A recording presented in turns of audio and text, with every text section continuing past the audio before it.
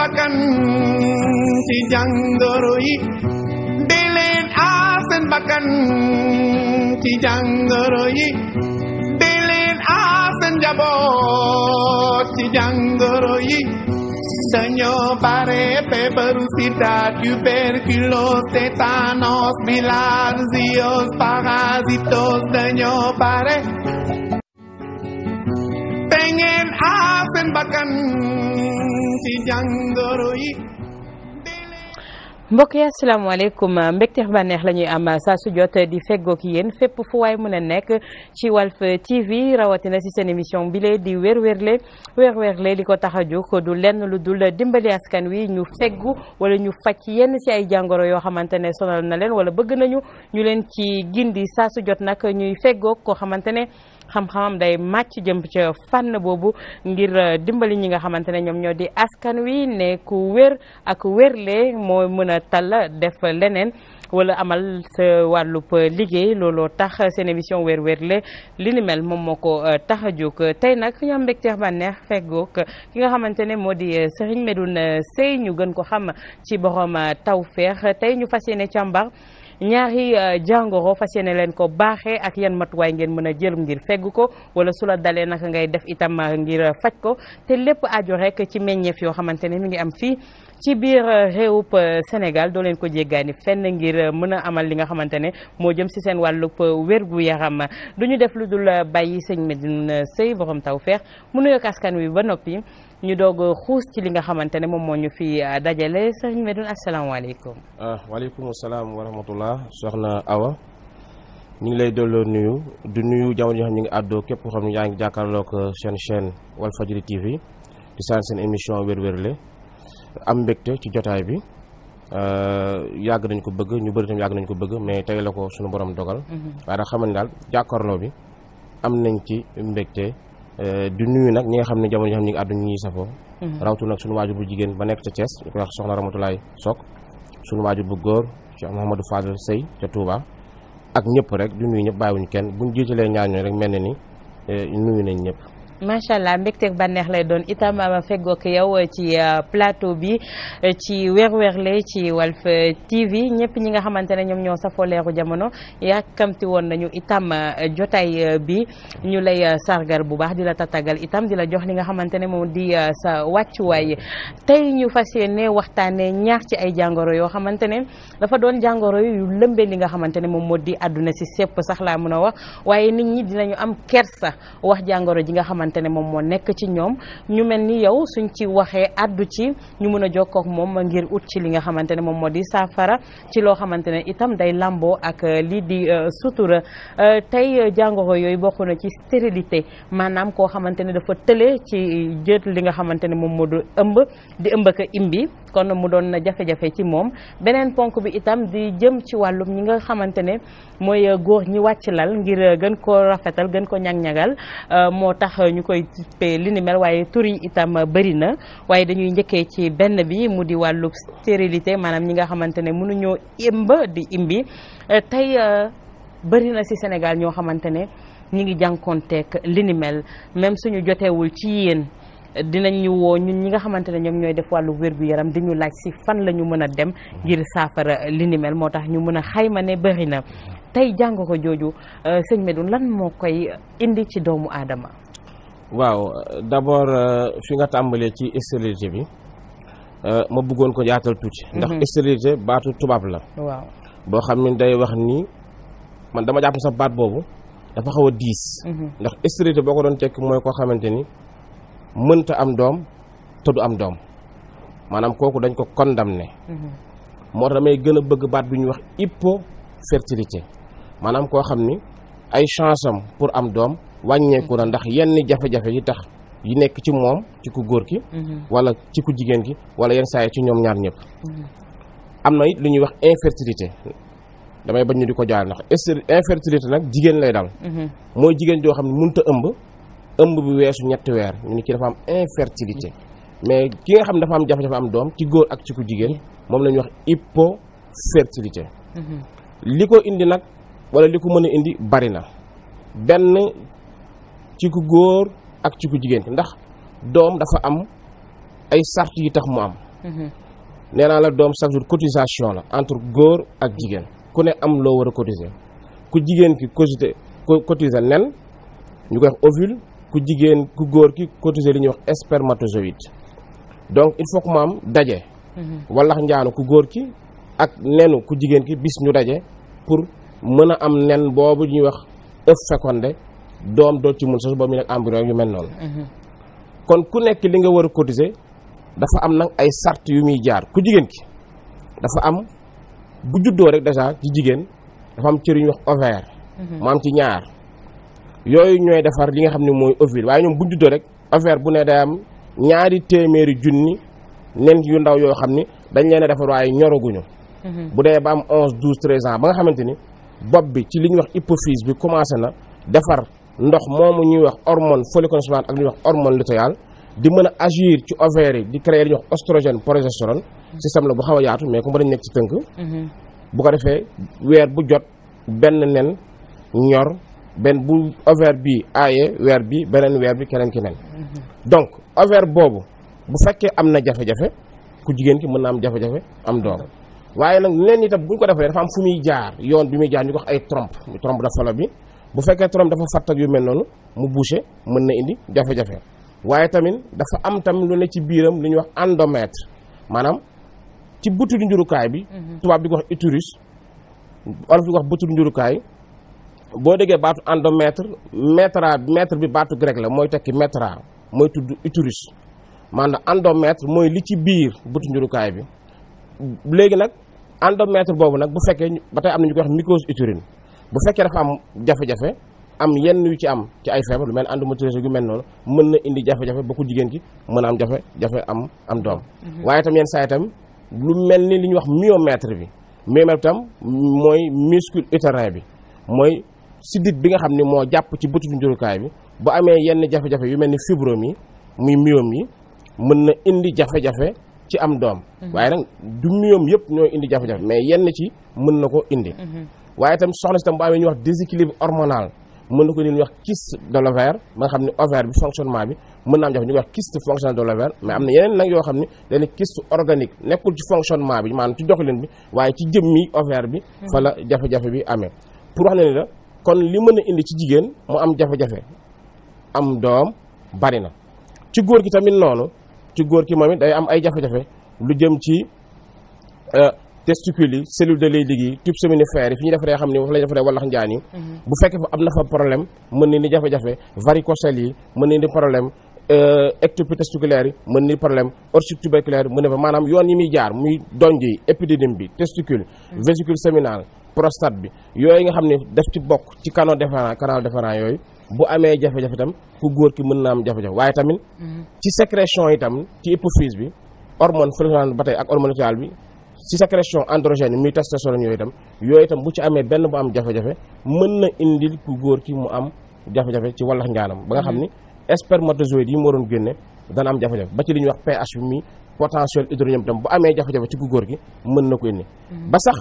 am na ci yenn góor ñoo xam ne seeni doñ bi ci boppam seeni yaram mooy defar yeneen anticorps yoo xam ne day yàq li nga xam ne mooy spermatozoïde yi ba sax jigéen ñoo xam tam ñoom it bu ñu jotee seen borom kër ba pare wallax njaanu ku góor ki ku jigéen ki dañuy am ay yenn sécrétion ñuy def ci gannaaw glande de Bartholin bi ba indi mu rey spermatozoïde maanaam bëri na yi nga xam ni moo tax ku jigéen ki wala ku góor ki doom mën a jaf seen digg waaye daal li mën a am daal mooy góor ak jigéen ñooy boole am doom mais jigéen day ëmb waaye góor mooy am doom jigéen ëmb rek lay def day jël ëmb bi téye ko mais nag ku góor ki moom mooy am doom kon ku góor ki ak ku jigéen day mel ni rek ku doon bay jiw bi ak suuf si faaw nga nag nga ji nag ci waxtu boo xam ne nag waxtu nawet la bu ko defee lépp mën a taxaw ndax mën nañoo boole itam lii di dystrophie ci problème yi nga xamante ne mën na jural jigéen ñi itam mu bañ a jël li nga xamante ne moom moo di ëmb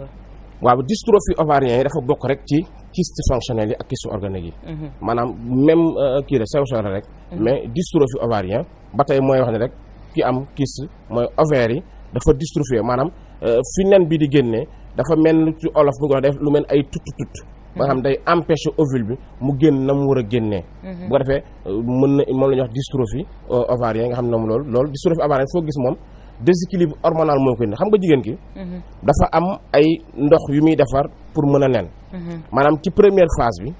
premier jour ba 14e jour bi maanaam ci hormone lutéale bi dafa am hypophyse da koy sécréter ci ovaires yi mu commencé xel ndox bu ñuy wax oestrogène ba 14e jour mais à partir du 14e jour bi hormone folliculo-stimulante bi la hypophyse di sécréter mu indi beneen ndox bu ñuy wax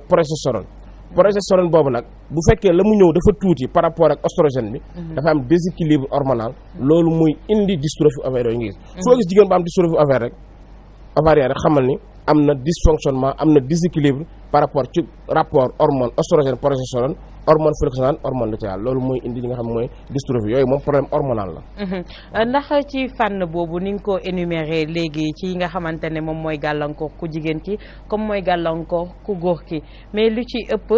jigéen bi rek la ñuy jël li nga xamante ne moom moo di tuuma bi ngàll ko ci ndoddam ne moom moo mënul am doom te kon tey jii ku góor ki am na gàllankoor yooyu itam pour mën a am doom mais kersa dina leen jàpp ngir ñu dem consulter ji. waaw parce que góor ñu bëri soxna Awa dafa am lu ñuy jaawale. ñoom dañuy jaawale mën a sëy jote ak am doom jotewuñu bokkuñu dara rapport sexuel maanaam góor sëy bi muy sëy ak jigéen jotewul ak dara ak am doom bi parce que am doom bi ndox mi la sperme bi liquide bi nga xam ne moom la ku góor ki di génne muy manniw bi wala njaan yi ci war a nekk di spermatozoïde dafa am nu ñu war a bindoo am nu ñu war a mel waaye tam sperme bi tam dafa am qualité bu mu war a am ci pH bi ci viscosité bi yu mel noonu ba nga xam ne mooy tax mu nit ki mën a am doom mais bu fekkee ndox moomu wala njaan yi ci ne dañoo manqué doyuñu wala dañuy dee wala dañ faa nekkul ku góor ki dafay am jafe-jafe pour mu am doom donc du sëy bi ndax la muy indi ci ndox loolu mooy solo bi waaye nekkul jëmmi rapport non ngóora bi jotuwul ak dara ak am doom bi tey ci fànn boobu tey soñ doon defal démonstration ci appareil génital bu ku jigéen ki tey ci problème yooyu ñuy gàllankoor tey ndax mun nga ñu defal démonstration bi ngir askan wi itam ñi nga xamante ne ñoom ñooy seetaan ñu gën a comprendre li nga xamante ne moom moo di explication bi waaw dañ ci jéem bu ko defee ñu wane pour nit ñi seetaan mën a comprendre ñu wane appareil ku jigéen ki ni mu mel pour ñu mën a xam fi borom di nekk lan mooy trompe lu tax trompe lan mooy ovaire lu tax ovaire yan jafe-jafe ñoo ci mën a am bu ko defee ñenn ñi parce que émission bi rek comme ni nga def wér-wér la defoo ko lu dul pour nit ñi mën cee jàngee xamee ci wala ñi ci xamoon fàttaliwu ko ci wala ñi ci xamoon tam leerloo ci rek ñi ci xamoon tam ñu xam ci kon dinañ ci def comme ni nga ko waxee ci kàttanu yàlla léegi soxna Awa ci tàmbali li ñuy njëkk a def mooy damay wane rek jigéen gu taxaw buste bi maanaam ndigg li jëm ba ci tànk yi lañuy wane d'abord pour ñu xam jigéen bind bi ni ko suñu borom bindee d'abord après ñu doog a génn nag cër yi benn par benn ñu mën ci def leeral ci tàmbali kii nag moom jigéenu soose laay dessiné tey bon lii dafa mel ni rek jigéen joo xam ni ndigg li tànk yi laa jéem a def nii bu ko defee li ci njëkk am mooy ci li ñuy wax appareil urogénital mbuus bii ne fii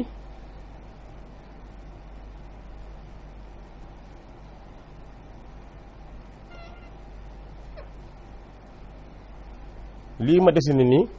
moom la tubaab di wax vessie wolof di ko wax poftan maanaam mooy fii denc saw mi kii moom bis yu ñu waxtaan ci beneen appareil bi nag muy li jëm ci appareil urogénital bi nga xam dafa jëm ci wàllu saw mi ci rein yi ci néphron yi glomérule tubulaire yu mel noonu mais fii mooy mbuusu saw mi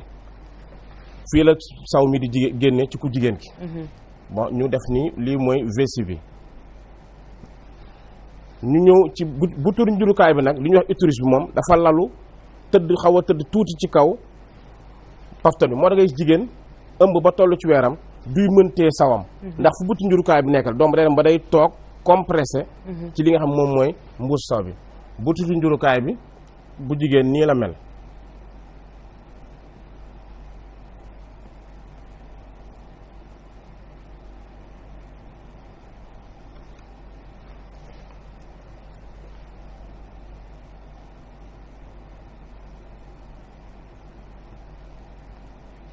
lii moom mooy li ñuy wax utérus bi moo nekk nii lii mooy utérus bi fii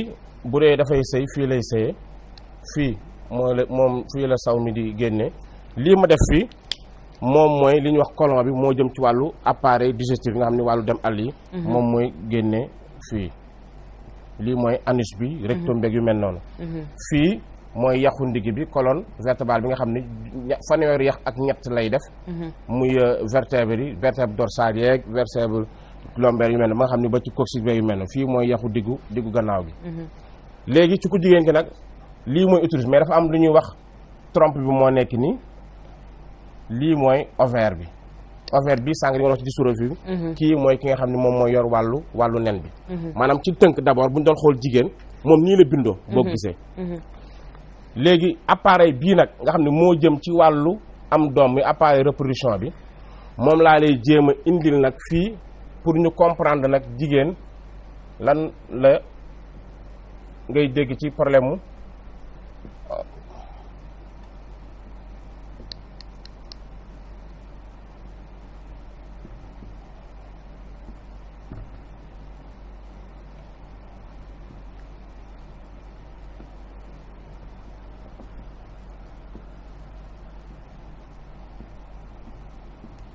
lii nga gis nii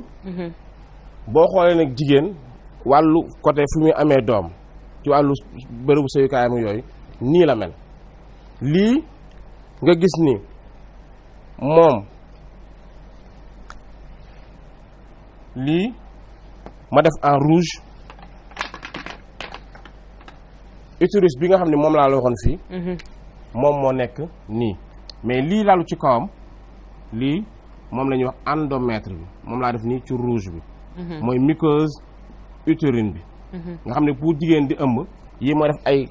kërë nga xam ci la doom ji di fixé wu lii mooy endomètre bi utérus moom moo nekk nii li nga xam ne moom la ñuy wax trompe yi moom laa def en vert lii mooy trompe yi mooy jigéen bu sëyee mu ñuy wax petit lèvre rek yooyu fii mooy col de l'utérus bi wallax njaan yi muy mànn yu ku góor ki nii lay jaar dem nag ci trompe yi yii mooy trompe yi yii mooy trompe yi moo nekk nii jigéen ñaari trompe lay am bu ndeyjoor bi ak bu càmmoñ bi mooy trompe mooy yoon yi nga xam ni fa la wallax njaan yi di jaar pour dem fekk fa li nga xamante ni moom mooy ovaire bi xam nga ovaire bii lii moom la ñuy wax ovaire moom fa la nen bi di génnee bu nen bi génnee rek lii di trompe bi ñu ko wax trompe de Fallope bi dafa am ay genre yu mel ni ay càbb garab da koy capter jàllale ko moom fii wala nen bi jaar nii dem daje ji ak wallax njaanu ku góor ki nga xam ni moom moo nekk nii bu dee dafa jël bu dee weer bi weer fii moo nen nga gis ni kon lii buñ dajee rek ñu ne ëmb am na mu ñëw doog a taxaw fii lii nga xamante ne nag moom laa def mu nekk noir moom laa tuddee muscle utérin bi maanaam li ñuy wax myomètre bi moo nekk nii moo nekk nii moo nekk nii lii mooy myomètre bi sunu borom nii la bindee jigéen mu men ko lu ci nekk am lu muy dox gannaaw ba mu sëyee fii wala ñaan góor gi jàll dugg ci col bi dugg dem ci utérus bi moo xam ci ñaari trompe bi fu mu ci jëm tombeek nen bi am na ci ovaire bi mu capté ko ëmb am léegi processus bii nag bu fekkee dafa am fenn ci ñoom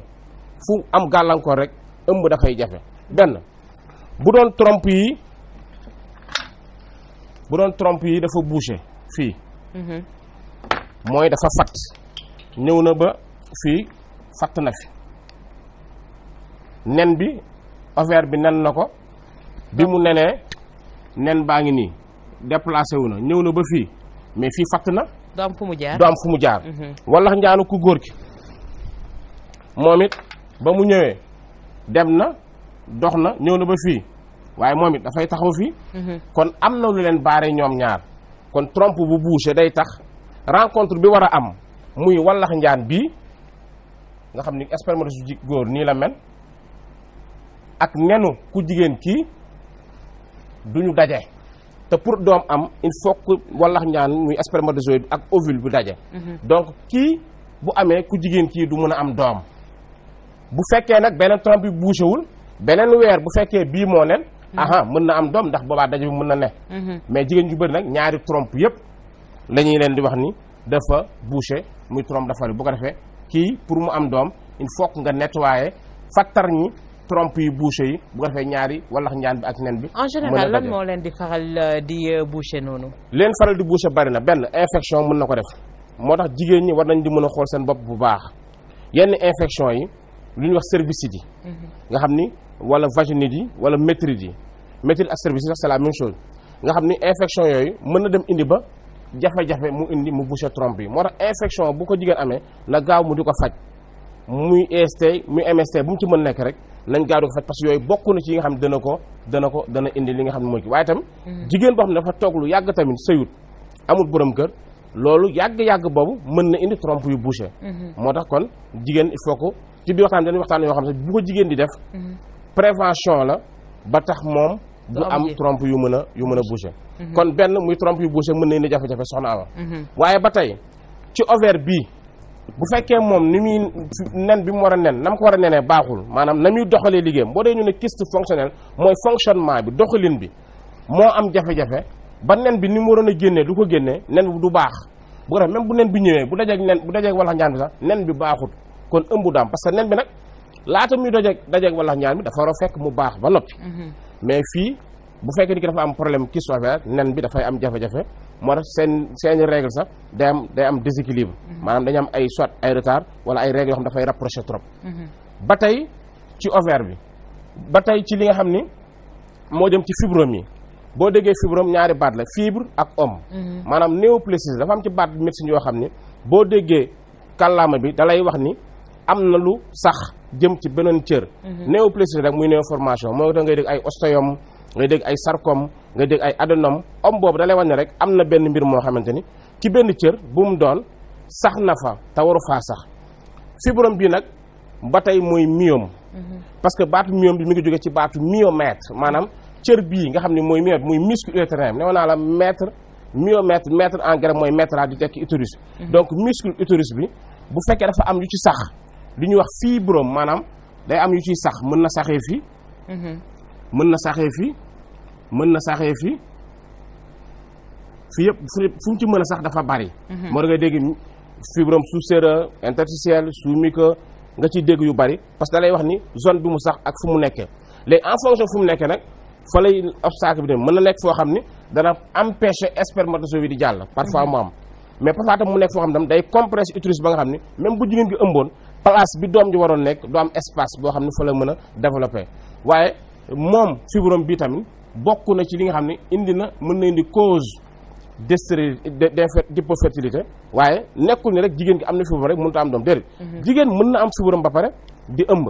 di am doom waaye mën na am fibrome tamit mu yàqal ko tere ko am doom waaye nekkul rek c'est pas que ni am na ko rek tere na ko am doom donc fibrome yi moom mooy sax fii ci li nga xam ni mooy li nga xam moom la ñuy wax myomètre bi donc ki ne fibrome ak ki ne myome kii dafa jël baatu fibre musculaire de l'utérus rek def ci ëmb mu nekk fibrome kay jël baatu myomètre bi mu nekk li nga xam ne moom moo jëm ci fibrome donc sëñ Mel su ma la déggee kon dafa mel ni ku am myome mënul jël li nga xamante ne moom moo di grossesse mais ki am li nga xamante ne moom moo di fibrome mën na jël grossesse mais day doon grossesse boo xamante ne dañ koy surveiller non fibrome ak myome ñoo yem benn baat bi la maanaam mi ngi mel ni nga ni sàmb ak bàcc xam nga muscle utérin bi moom la tubaab médecine ñuy wax myomètre mais bu la neex tam nga ni fibre musculaire de l'utérus ñoo am di ñoo ki ne fibre musculaire de l'utérus ak ki ne myomètre ñoo bokk li ñu wax léegi bu dee da nga utiliser comme notion myomètre ci ngay wax myome mais bu dee da nga jël comme fibre musculaire fibre nga ni fibrome maanaam om biñu ci yokk day war ne rek am na lu sax ci fibre musculaire utérus bi bu dee da nga ni myome am na lu sax ci myomètre bi donc mi fibrome di myome c'est la même chose mais dama ne fibrome bi fi muy nekk moom myome bi am na fu muy féete indi jafe-jafe ci ku jigéen gi mu bañ a am doom mais am na fu muy ne du ko empêcher donc mais tam jigéen am na fibrome ëmb comme jigéen am na fibrome mu tere ko ëmb moom laay wax ne la bokk na ci source yi tax jigéen mën a am jafe-jafe ëmb waaye nekkul ni rek am na ko rek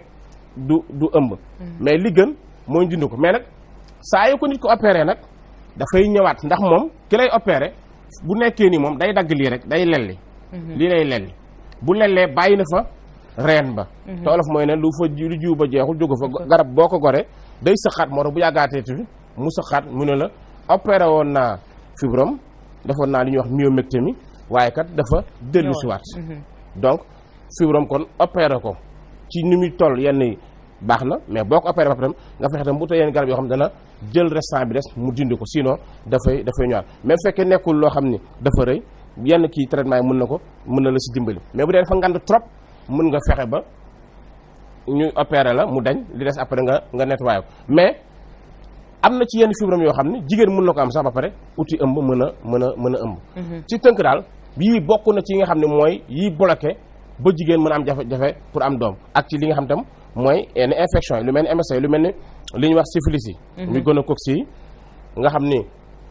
mën na ko gonocoque mën na ko indi nga xam ne benn gonocoque moo koy joxe wala syphilis yi nga xam ne tréponine pâle moo koy joxe wala li nga xam ne mooy yenn infection ni candidose mi nga xam ne candida albicans moo koy joxe wala li nga xam ne mooy trichomonas yi nga xam ne moom yooyu ñoo koy joxe yooyu yëpp bu ci ne am na jafe-jafe yu mën a indi ci nit ki noo tax nit ki tam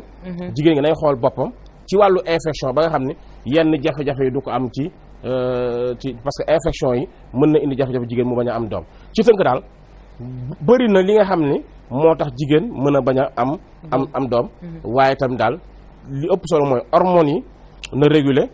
jigéen gi infection yi nañ ko traité nañ fexe ba appareil bi yëpp set normal bu ko defee am na chance pour mën a jël grossesse nu mu gën a gaaw ci tënk daal soxna Awa loolu mooy li nga xam ni moom la ñu doon wane tuuti ci nit ñi pour ñu comprendre ko noonu le temps que ñu duggaat ci yeneen waxtaan dugg nañu ci li nga xamante ne kon mooy appareil génital bu ki nga xamante ne moom moo di ku jigéen ki ak jafe-jafe yi nga xamante ne mun na ko jural gàllankoor ka ngir mu jël li nga xamante ne moom moo di ëmb muy ponk yoo xamante ne itam bëri na ay jàngoro yoo xamante ne dina koy waral bëri na li nga xamante ne itam wax nañ ko léegi mu jëm ci wàllub infection yeeg yi ni mel sëñ Medoune dañuy dellu si rek ci ponk boobu laataa ñuy laal bu góor bi moo di ne bu fekkee ne lii yëpp décelé nañ ko def nañu diagnostic bi gis nañu li nga xamante ne moom moo ko waral ndax am na ci boo xamante ne dañ naan allah kuli al ëmb moom du fi mën a am wala dafa am boo xamante ne itam su ko laalee dinañ ne bii suñ ko mënee traité ëmb dina fa ñëw wala yëpp daal doon na loo xamante ne war nañ koo mën a traité ba jigéen gi war a mën a yëg li nga xamante ne moo di jigéenam. yi ci nekk yëpp muy problème kyste ovaire yi dystrophie ovaire comme ni nga koy waxee muy problème trompe yu bouché yi muy problème fibrome yi muy myome yi ba tey bu ci ne am na solution yoo xam ne nit ki bu ko defee dana deñ wax dëgg yàlla te nekkul lu jafe bon parfois nga gis nit ki ne da am fu mu toll ci yenn infection yi dem nga xam ni wala yenn kyste organique yu ovaire yi ba nga xam nit ki bu day dem ba mujj gi bëgg commencé indi problème cancer de l'ovaire ba ku jigéen ko dañuy dagg utérus bi yëpp kooku dootul mën a am doom mais bu fekkee rek nekkul yenn yu compliqué nga xam ni dagguñu def ni hystérectomie maanaam dagg butu hystérectomie nga dagg butu njurukaay bi yëpp def ni lu woon lu dul myomectomie rek yu mel noonu mën nañ ci agir ba mu dañ mais tam am na ci jigéen ñoo xam tam dañuy am comme ni ma la waxee yenn si seen ndox buy génn bu ñuy jotee si glande de Bartholini yoo xam ne dafay rey spermatozoïde ku góor ki am na loolu nag déséquilibre la boo xam ni organisme bi moo koy def maanaam day jàppee spermatozoïde ku góor gi comme corps étranger da koy jàppee comme loo xam ni lu baaxul la lu mu war a éliminer loolu déséquilibre la ci nit ki dafa am ñu muy dal comme am na sax góor ñoo xam ni seeni propre cellule ñooy defar ay kii yoo xam ne day rey spermatozoïde yi nga xam ni moom la cellule de léegi defar ba pare parce que day jàpp tam loolu corps étranger yooyu yëpp nag ay feebar yoo xam ay anomalie la yoo xam ni da nga koy rectifier jouer ci système bi donc bëri na daal loo xam ni ci ku jigéen mën na ko indi jafe-jafe ci wàllam do waaye daal li ci ëpp solo li ci ëpp à 95% problème la yoo xam ni nit ki mën na ko dindi mu deñ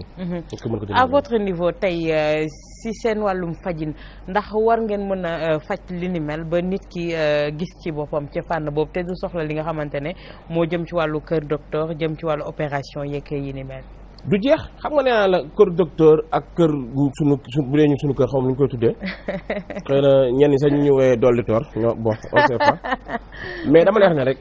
kër docteur fépp ñoo yam xam nga mbir mi médecine rek la ki nekk sol blouse bu weex bi ak ki sol sabadooram lenn moo war a nekk seen différence li ñuy utiliser pour traiter maladie bi waaye ñoo war a bokk li ñu war a xam gis nga médecin traditionnel dafa war a xam lan mooy médecine et puis médecine définition am lan la grec la medicina art de guérir art de donner des remèdes maanaam koo xam ni artiste la ci faj nit ki mu wér koo xam ni artiste la ci indi ay pexe ba nit ki mën a gàllankoor bi ko am jagadi bi parce que dafa malade mooy lan malade baatu grec la male habitus muy koo xam dafa nekk en mauvais état quelqu'un de mauvais état mais lu nekk en mauvais état mooy lan da nga koy fexe mu nekkaat en bon état kon moment bi nga koy jagal yow pour mu jag baax yaa ngi koy faj donc lan ngay utiliser ba faj ko kooku nag mën na am différence mais nan nga koy fajee xam-xam bi ñoo ko rey am moo tax da nga war a xam prophylaxie di baatu grec prophylactène muy lan prendre précaution de maanaam jël say jumtukaay ak sa matukaay maanaam nit ki laata muy feebar ba nga xamee ne moom jag na dara jotu ko ca la war a commencer faju pour jag boobu continuer muy prévention bi mais bu demee ba nga xam ne nag prévention bi def na ko waaye jagadi ñëw na mu doog a dem indi thérapie baatu grec thérapie yoo je soigne faj bi nag pour nga def ko nag il faut que nga xam lu ñuy wax pathologie baatu grec la ak latin parce que lii muy pathos pathos mooy tekki affection logos mooy science mooy lan xam-xam bi peeg lan mooy pexe yi ci nit ki ci nangam bu ko dalee yan jumtukaay la ñuy indi pour wéral ko pathologie boobu da nga ko war a xam léegi nag sama jumtukaay man mën na nekk lii keneen jumtukaayam nekk leen mais pathologie bi da nga ko war a xam kon pour nga faj da ngay bare prophylaxie thérapie ak li nga xam ne mooy pathologie loolu nag kër docteur fépp ñoo ci am l'essentiel mooy nit ki nga am jafe-jafe na jafe-jafeem dañ l'essentiel mooy nit ki am problème na problème dañ ni nga koy dindee moom intéressé woo ko na dañ ki ko dindi intéressé woo ko na wér parce que loolu rek la soxla nit ki nekk maladie bi mu dañ donc damaa loon kon li ci am solo rek mooy ñun ci li nga xam ni moom lañ joxe ñun phytothérapie la ñuy def médecine par les plantes phytothérapie ñun moom la ñuy def ak joxaal ñu tam ci yenn conseil ci wàllu cet ak yu mel noonu mais daal dinañ fexe daal ba li suñu borom dogal ci ñun ci ñu mën ko dimbali ñu def ko waaye nag dinañ ko teg ci yoon teg ko ci xam-xam waaye nag suñuy moyen bopp duñ jël maanaam nit ki nag mën na jël ay garab yoo xam ni garabu tubaab la c'est normal day faj d'accord ak ay yu baaxam ak ay yu bonam ñu ne suñu garab day faj ak ay yu baaxam ak yu bonam maanaam du fii la lépp baaxee waaye du fii la lépp bone kon ku ci ne am nga ci loo xam ni mën nañ def benn interconnexion parce que yow képp koo gis mu ñëw ci ñun dem na fukki hôpital doog a ñëw ci ñun bu fekkoon hôpital yooyu rek la woon nañ problème am duñ ko gis kon ñun tamit ñu nit du kuñ faj rek nga wér duñu ay nit lañ duñu yàlla ay jaam yàlla dong lañ suñu borom dogal ci ñun ñu ciy jéem luñu mën mais finalité wér moom ni ma koy wax chaque jour rek comme da nga ni wér la wér nag yàlla waaw teg si yàlla wér la yàlla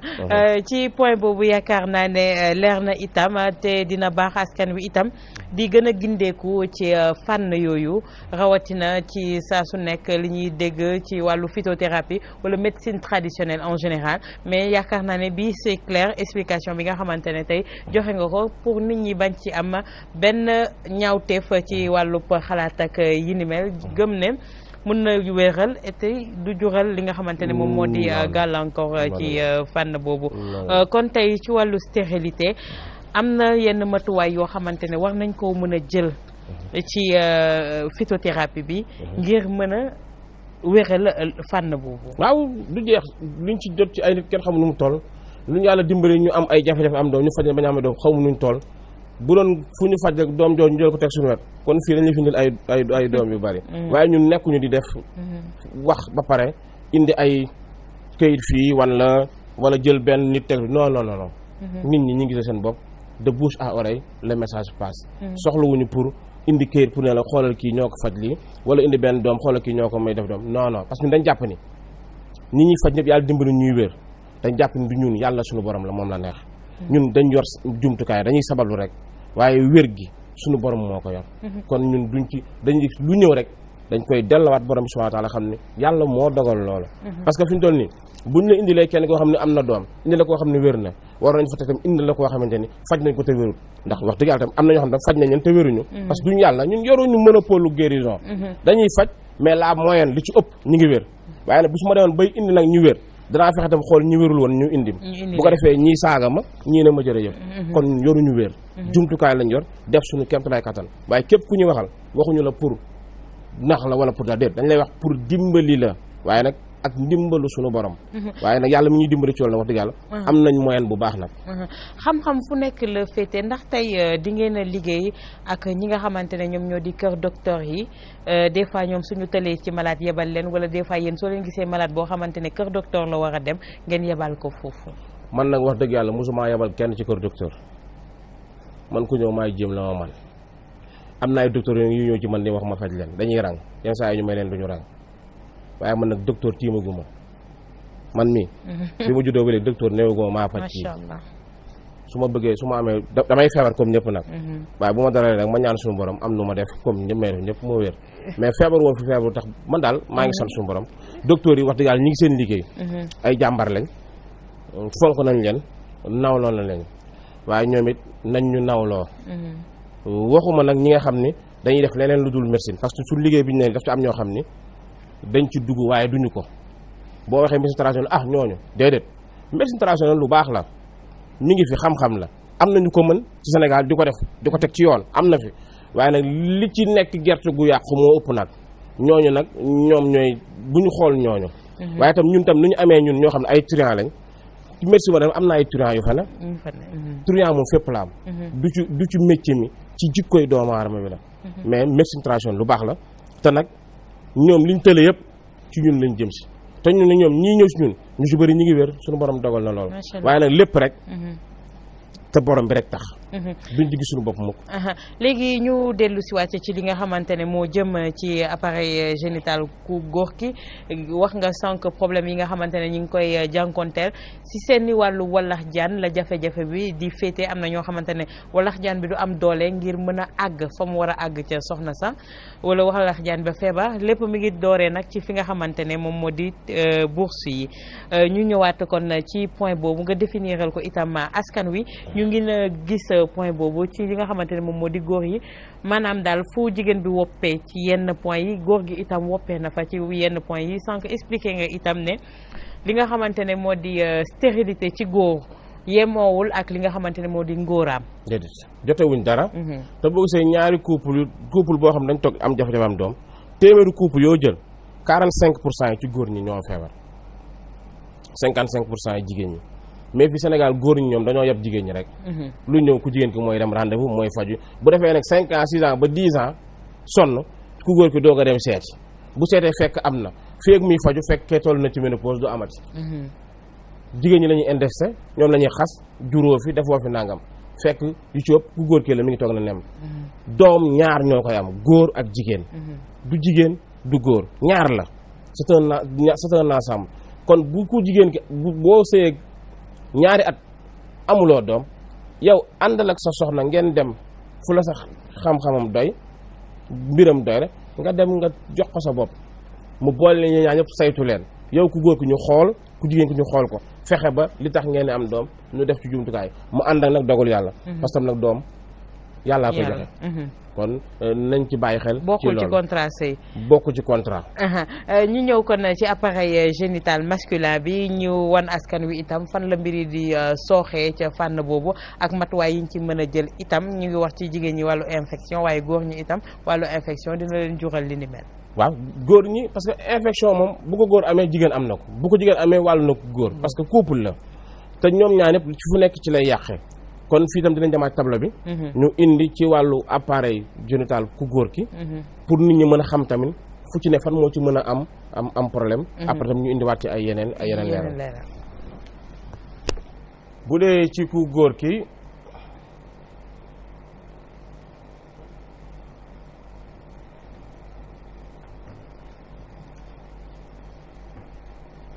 bon maanaam dama ko jël rek comme bu taxee buste bi bu ko defee bourse yi nga doon a sànq muy testicule yi nga xam ne jigéen dafa am ñaari ovaire muy defar ay nenam moo méngoo ku jigéen ku góor ki testicule yi muy ñaari donj yi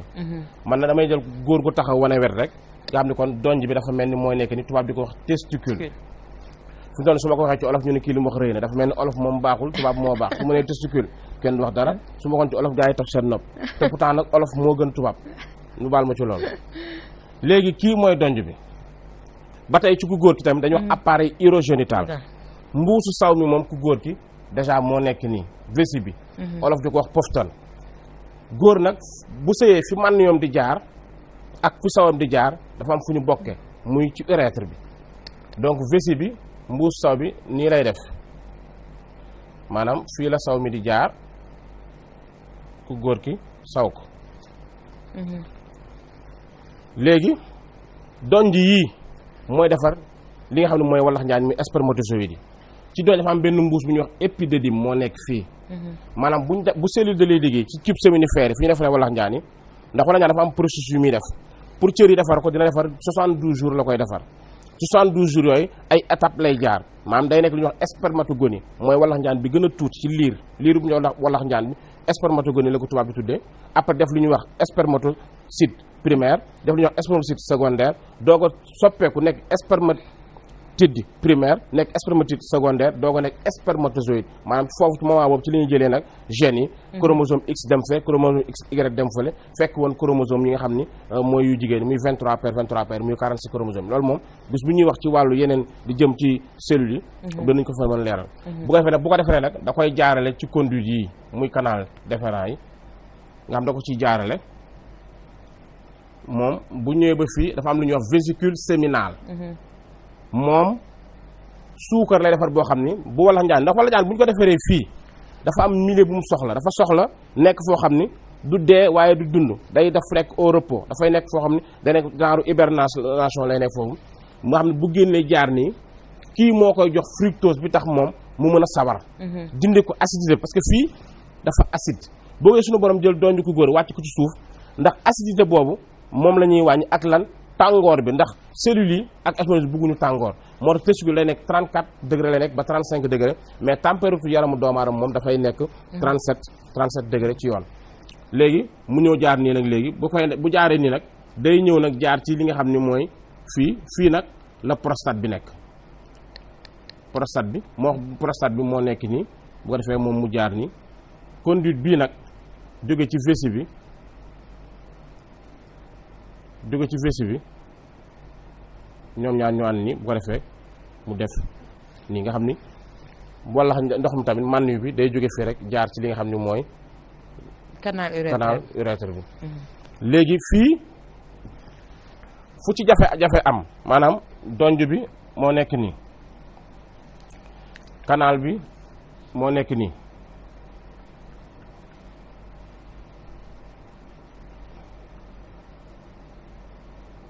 vésicule séminale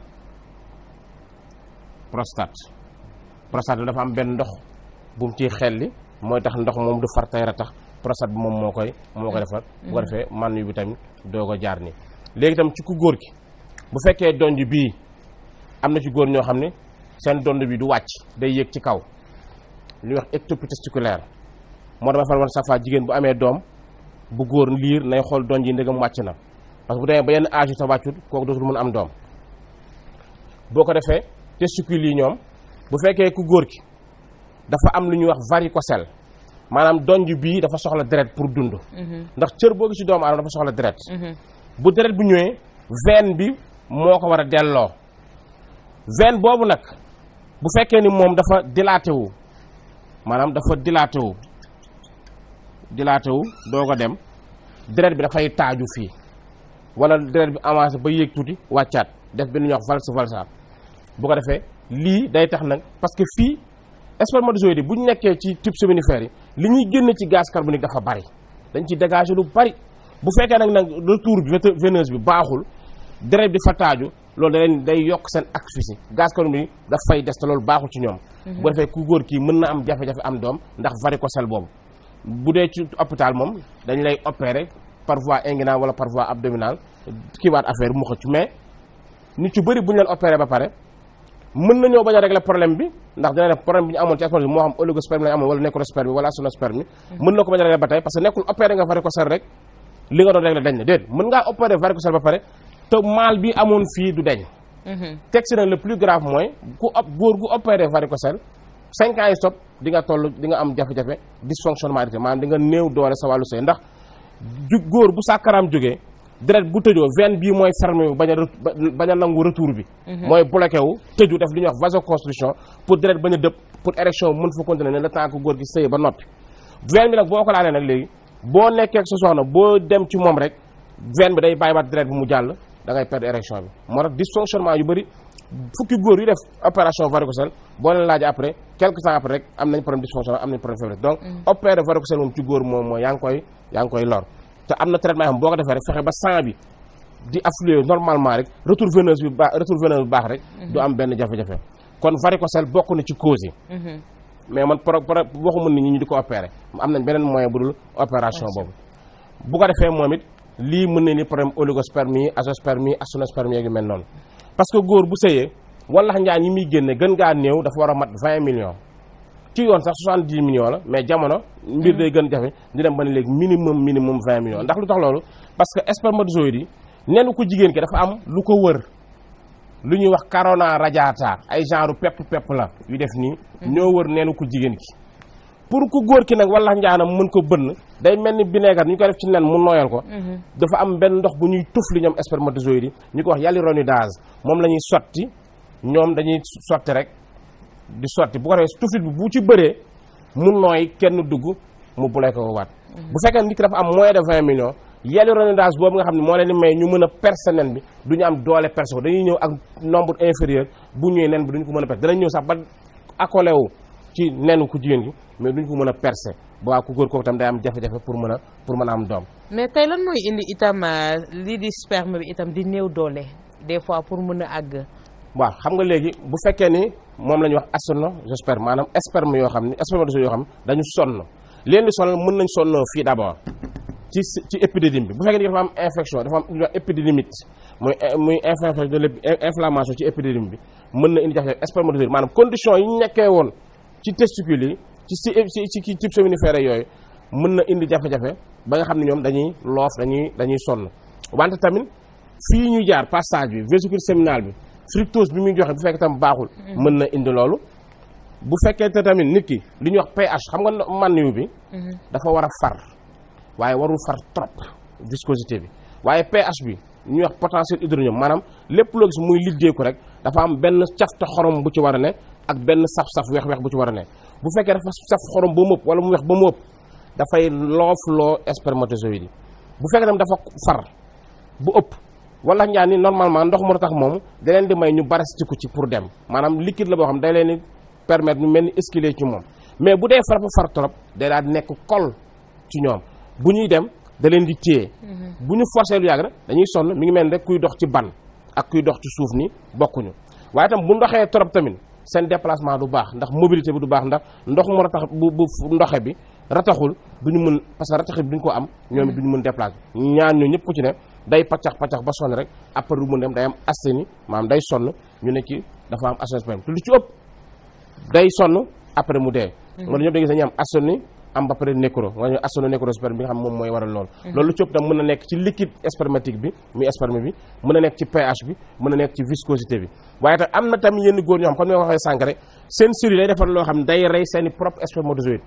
ci glande de Cooper yi wala boog ci jigéen ñi glande de Bartholin tam mën na indi ay jafe-jafe ba nga xam ne tam moom it sperme ku góor ki bu ñëwee ci ku jigéen ki rek fa lay sonne fa lay dee ndax ku jigéen ki moom it bu sëyee am na ndox bu muy indaale ci glande de Bartholin yoo xam ñooy jaxasoog ndox ku góor gi pour mën dem ci li nga xam ne moom mooy trompe yi waaye tam jigéen boo seetloo bu fekkee dafa gis fóotam ba toll ci période de fécondité am na ndox mu ratax bu mel ni ndoxu nen bu muy génne ñu ko wax glaire cervicale boobu tam day préparer pour bu spermatozoïde ñëwee mu mën leen may ñu mën a baristiku yooyu yëpp bu ci nee bu amee benn déséquilibre wala benn dysfonctionnement mën na indi jafe-jafe kon ci liquide prostatique bi ci yëpp bu ci ne rek canal yi bu tëjoo wala veine bi dilaté wu muy varicocèle yi yooyu bu ci nekk mën na am jafe-jafe ba ku jigéen ba ku góor ki mën a bañ am doom moo tax te varicocèle nag lu ci ëpp góor ñu koy am ñu bari mooy ñoo xam ne dañuy faral di seere lu bari constipation bu bari parce que nit ko buy dem di nalu lu yàgg day dilaté waale veine yi wala koo xam day taxaw lu yàgg gis ñoo xam ne dañuy liggéey bam seen liggéey yëpp taxaw la yooyu itam bu yàggee mën na indi problème boobu wala yoo xam dañuy def sport boo xam dafa violent mën na itam problème mu varicocèle bi wala yoo xam dañuy sol ay caleçon yoo xam ne dafa xat trop serré nga xam ne tàngoor bi ne ci kaw lañ fay yóbbu si kii bi wala itam mën na indi jafe-jafe cellules yi moo tax tam góor dafa am tam ni mu war a dundee ak benn hygiène bu mu war a am kon daal ci tënk loolu mooy li nga xamante ni moom lañ doon jël ci ku góor ki pour wax ni problème yi nga xam ne mën na ko am ba am jafe-jafe am doom ci azoospermie oligospermie nécrospermie bu ci nekk rek am na loo xam ne moo ko sabab waaye ci production bi. kon ñu yaakaar ne ci point boobu leer na jëmoon si li nga xamante ne moo di appareil génital ku góor ki ci li nga xamante ne mooy jàngoro yi leen mën a gàllankoor itam ngir ñu mën a am li nga xamante ne moom moo di sperme de bonne qualité yoo xamante ne mën nañu féconder li nga xamante ne moom moo di ovule itam de bonne qualité pour ñu mën a am li nga xamante ne moo di procréation ci fànn boobu mais tey jii yaa ngi dissuader ñi nga xamante ne ñoom ñoo di góor ñi ci wàllu opération boobu tey ndax am na yeneen matuwaay yoo xamante ne war nañ ko mën a jël ba faj sperme yooyu ndax suñ ko fajee dina wér. waaw moom spermatozoïde fexe ba nit ki am ko mu baax jafewut parce que da ngay xool lu tax lan mooy permettre nit ki mu am spermatozoïde xam nga spermatozoïde pour sax yaram defar ko cellule de Leydig pour defar ko dañ soxla d'abord lu ñuy wax cuivre soxla cobalamine B12 soxla vitamine E muy tocopherol yooyu mu soxla matériaux yooyu da nga war a fexe ñu yot ko.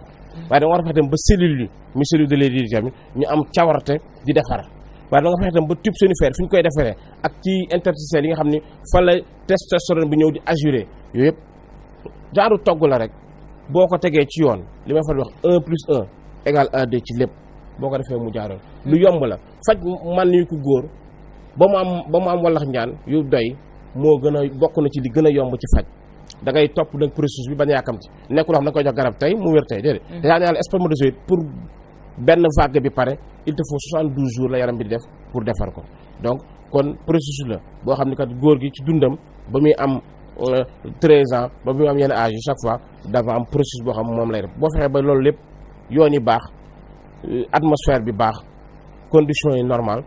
amul benn jafe-jafe. même ku am azoospermie dañ koy faj ba mu wér. yaa ngi doon wax ci wàllu cause yi wàllu hygiène bi ñu war a am ak yi ni mel mais dafa am benn phénomène boo xamante ne itam mi ngi gàllankoor bu baax ñi nga xamante ne ñoom ñooy yëngu ci wàllu néegu sëy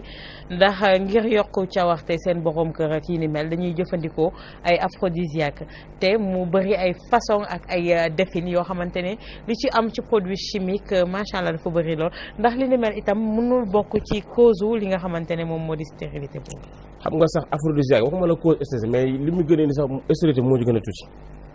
aphrodisiaque day reye ñu bëri ñi ngi dee ci loo xam ne tëdd nañ yeewu nañ dee nañ aphrodisiaque moo leen rey parce que danaa lu ci ëpp ci aphrodisiaque yi ay produits chimiques la ay molécules de synthèse la moom la ñuy jël defar ko te biñ ko defaree sax yooyu ci bu njëkk yi belge yi njëkkoon defar ak yenn canadiens yi dañ ko soxloon pour ñu amoon problème mu xol problème circulatoire li ñuy wax hypertension rénovasculaire ñoo xam ne dem problème cardio-circulatoire ñooñu leen defaloon garab yooyu ñu gis ni ñoom bu ñu defaree garab yooyu day agir ci muscle lisse yi ñu las deret bi di solu ci corps caverneux maanaam góor sàkkaraam dafa la ñuy wax corps caverneux ak corps spongieux nga xam ni fa lay manqué deret bi bloqué ko ci sphincter yi ñooñu di feebar di wax ni ñoom kat garab bu ñu ko naanee dana yokk seen kàttan ñu dévier ko commencé ko jox ni ñu ko utiliser mais d'abord loolu du ku nekk war a utiliser parce que garab ay inhibiteur lañ xam nga ci garab yi dafa am bu ci nekk ci ay looy agir parce que nit machine la dafa am benn chimique buy dox ci biir nit ki ci cellules yi li ñuy wax système métabolique bi chimique boobu daf ci am yoo xam ni day nekk inhibiteur maanaam inhibiteur boo ko déggee moom loo xam ni bu mbir mi màmmee daw gu bari moo koy dalal moo koy bloqué ay bêta bloquant la am na alpha bloquant am na bêta bloquant mais yii ay bêta bloquant yi comme ni mu amee ci yeneen garab yoo xam ay catalyseur lañ catalyseur mooy contraire inhibiteur inhibiteur dafay dalal mais catalyseur moom dafay accélérer processus bi bii moom da koy dégénérer bokkul nga jël ko amoo problème xol amoo problème circulation sanguine nga jël ko d'accord jox na la effet bële mais yaa ngi rey sa bopp dañ leen problème cardiopathie dañ leen problème foie mën leen problème rein ñu ci bëri def nañ ko sax am ay infarctus du myocarde seen artère coronaire yi toj occlusion coronaire fekk garab bi ñu naan moo leen ko jox wala nga ko xam tam day fekk tension am dafay wàcc mu naan ko inhibiteur day gën a wàcce sa tension nga dee. donc yooyu moom di ko jël ay caaxaan la. ki nga xam ne dafa am problème xol am problème circulatoire yaram mu soxla inhibiteur te mu amoon problème faiblesse d'accord boo ko jëlee d'une pierre deux coups mais yow dara jotu la da nga ko bëgg rek parce que da nga bëgg a wane ni yow mi kat sa ngóora maanaam dañ bëgg a jël affaire sëy def ko affaire ngandalu affaire doole affaire pouvoir non du pouvoir. donc moo tax ñu bëri di jël yooyu mais li ma wax rek mooy aphrodisiaque moom comme banque la rek da lay lebal. bu la fekkee ñett nga leb ko da lay dolli yeneen ñaar nga am juróom nga naa affaire poche bi fees na waaye da nga koy fay buy ñëw ñett nga amoon day jël ñaaram jëlaat sa benn bàyyi la fa ñaar nga lebaat ko am nga mu lebalaat la nga amaat tuuti nga ne man de bi ma ko doon njëkk jël daal ci la gënoon a baax léegi dafa xaw a wàññeeku waaw parce que bi nga koy leb nga amoon 3 mu lebal la ñaar nga yor 5 mais bi da nga koo fayoon benn 2 nga dese bu la lebalee 2 4 ngay am. boo amee 4 nga ni manqué na mu fayeeku waat la jël 2 ak si benn nga dese benn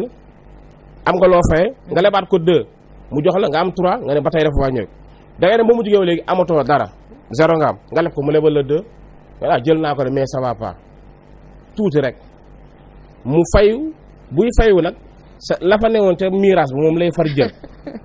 léegi yow yoratoo dara. li gën a garaaw nag même boo ko lebatee du la lebal même boo ci naanoon fukki junni da nga naan ceek non yaag soow mooy yam xamul tax parce que du la lebal parce que doo ko fay nga yam fa lu ko jar. kon nit ki dafa war a fexe ba processus bi tax parce que wàllu sëy processus la organisme doomu aadama mécanisme mooy dox ci bopp bi. ci hypophyse bi cortex cérébral bi ci li nga xam ne mooy épiphyse bi ci thalamus bi hypothalamus bi ci yooyu ngay dox ci zone tronc cérébral boobu ci protubérance bi ci sylbus aqueduc bi ci yooyu ci kii rachidien bi ca ngay dox biir bi rachidien bi ci yooyu ngay dox ba mën a régler nit ki mu sëy normal. parce que sëy pour mu dox ay mécanisme bi la ci système nerveux bi. ci sang bi ci xol bi ci poumon bi. ay étape la. d'accord sëñ Medoune mu mel ni am na loo xamante ne gis nañ ko ci kaw table bi mu bokk ci ay meññeef yoo xamante ne am na fii ci biir réew mi lan moo doon seen njëriñ ci ponk bi nga xamante ne tey ñu ngi koy waxtaanee. waaw ci ponk yi d'abord comme ci wàllu am doom. mais balaa maa fermer sax ci affaire aphrodisiaque yi ma tëj ko rek. nit ku am problème dysfonctionnement bul ko jox aphrodisiaque jox fexeel ba xam lan moo tax mu feebar nga rectifier ko.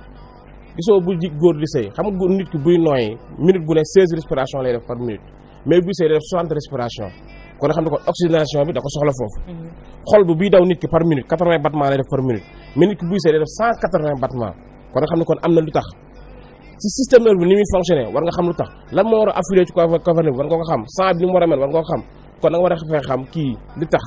moom pathologie bi c'est psychologique wala c'est psychique wala c'est physiologique wala c'est physique.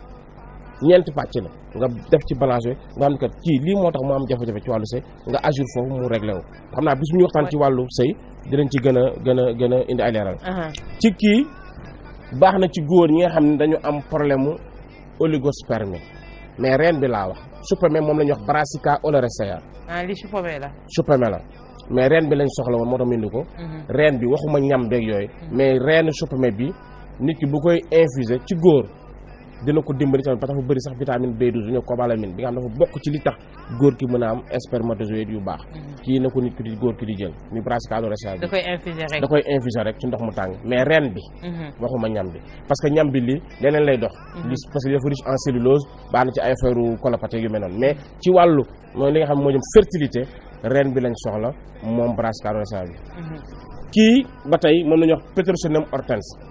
moom it persil bi am na phosphore yu bari. waaye baax na tam ci góor ak ci jigéen koo xam ne am na jafe-jafe am hypofertilité maanaam koo xam ne ay wàllu hormone am su dee jigéen ñoo xam ne dañuy dem ñu kii seen am di hormonal ñu jox yoo xam ne day aju ci hormone folliculaire wala ci aju ci hormone lutéale bi oestrogène progestérone persil bi rek buñ koy jël en infusion wala ñu koy boole seen lekk dina leen dimbali muy Petroselinum hortense bi baax na ci ñoom.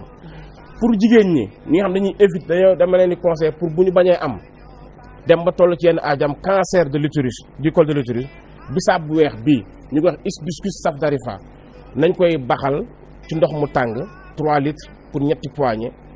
ba mu ndugg ñu toog ci paan bi 30 minutes saa yi ñu gisee seen règle ba set 2 premiers jours nañ koy def dina jafe ñu am cancer du col de l'utérus kii c'est à titre préventif ku koy def dina la dimbali. bu ko defee muscade bi tamit moom it baax na ci góor ñi nga xam ne dañu am jafe-jafe seen man yu ñi am nécrosperme moom muscade bi baax na ci. dañ koy xoos di ko booleeg seen laax seen ruy seen meew lu mu mën a ànd rek loo xam ne ànd naa ak moom rek nga di ko ci boole. pour ci nit ñi nga xam ni dañu am problème bi am na yeneen yoo xam ne tam yu joué ci aju ci nit ñi mais li ñuy wax rek li duuf ci nag bi. mu mel ni dañu waxoon ne tey 2 pathologies la ñuy waxtaanee. waaye waxtaan bi macha allah daf ñu jëloon ba nga xamante ne. mënuñu woon wax ci li nga xamante ne moo di dysfonctionnement érectile di impuissance dañ koy dencal ñi nga xamante ne moo di téléspectateurs yi. moo di ne ci numéro bii di ñëw incha allah ñu mun leen ko may ndax ñu xaaraat li nga xamante ne moom la ñuy waxtaanee ndax am na solo lool tey kàddu gu mujj gi lan lay doon borom taw. waaw xanaa sant la ci dalal bi sant sama waa kër yi nga xam ne ñoom laa àndal maa ngi gis Lamine Socé Cheikhouna Seye Bassirou Diagne Bolo Xarañ Masila Pape Diola Mbagnick séeréer maa ngi nuyu ñëpp daal nuyu ñoom bàyyi ci kër ga nuyu mbokk yi ñi nga xam dañuy daje ci mbedd mi di am xër ci ñun di ñu gërëm di ñu sant ak ñi nga xam sax dañuy gis sax seen xol metti ñu ngi leen di nuyu ñu ngi nuyu ñëpp rek waaw ndax ñooñu ci lañ bokk nag waaw ñoom ci lañ bokk waaw ñoom ci lañ bokk bëgg nañ lool du nuyu nag suñu xaritu bopp Fall Ndiaga waaw moom dina xam waaw jërëjëf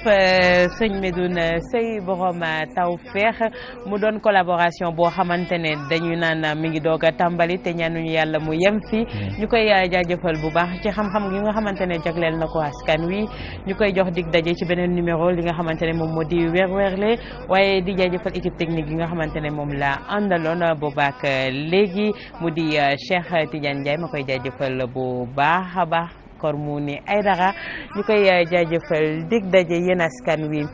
beneen ayu bés incha allahu rabbi ci beneen numéro li nga xamante ne moom moo di weer weerle ñu nar ci feggo ak ki nga xamante ne moom moo di Serigne Medoune Seye borom Tawfekh. Dañoo bare feebaru sida tuberculose tétanos bilharziose parasitos dañoo bare te ngeen aar seen bakkan ci jàngoro yi de leen aar seen bakkan ci jàngoro yi de leen aar seen njaboot ci jàngoro yi dañoo bare feebaru sida tuberculose tétanos bilharziose parasitos dañoo